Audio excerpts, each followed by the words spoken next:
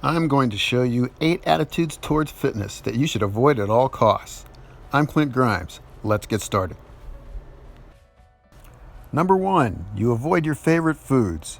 Healthier choices are needed in order to lose fat, but you don't have to give up your favorite foods completely. Depriving yourself of your favorite food is a surefire way to resent fitness. Depriving yourself increases your chances of binge eating. If you're exercising and eating healthy the majority of the time, indulge in your favorite foods with zero guilt. Number 2, you take calorie counting too far. Calorie counting gets out of hand when you start to obsess over your daily choices. Calorie counting doesn't mean counting every little speck of food that you consume. Calorie counting doesn't mean hitting your exact goal to a T or it's a failed day. If you want 150 grams of protein but only reach 135 grams, then that's a good job. Calorie counting best serves as a tool to aim for a daily goal. Number 3, your confidence relies on others' opinions. Give yourself a break and stop comparing yourself to professionals who have hours upon hours to invest into their fitness. As long as you're working hard, acting with intent, and being consistent with your habits, you should feel no shame or guilt. Will results happen? Yes. Will it take longer? Yes. But who cares? Number 4, you think there's only one path to fitness. The beauty about fitness is that there isn't only one way to go about exercising. Allow yourself to explore different styles of strength training. Discover a form of yoga that you enjoy. Experiment with methods of eating until you find one that works for you. Fitness is meant to tag along with you while you live a fulfilling and adventurous life, not become a dictator of your life. Number 5, you force yourself to do things that you hate. While some love to run, it's not the only solution.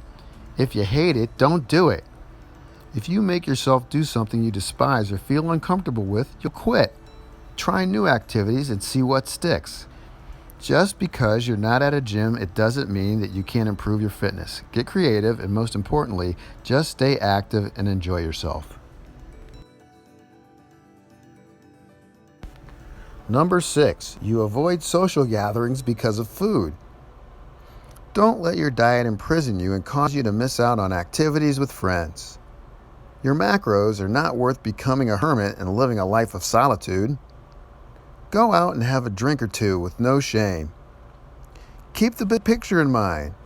And remember, no one in the history of fitness ever lost all their progress from having a couple of drinks with friends. Number 7, you work out to impress others.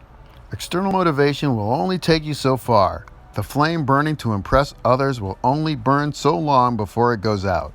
At the end of the day, who cares how much you bench or squat? Who cares if your abs aren't perfectly symmetrical?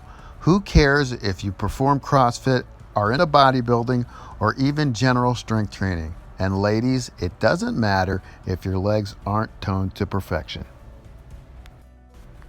Number 8, you quit when it gets tough. Will you quit and claim fat loss isn't for me? I'll start back once life settles down? Let go of your excuses. There isn't a better time to start than right now. Your setbacks and resistances are blessings in disguise to help you grow. Something will always show up and try to stop you. Will you let it stop you again, or will you keep going? Find a way. Never, ever give up. Like this video if you like it, and click on this video to learn 9 misconceptions about weightlifting. That's it. That's all. See you next time.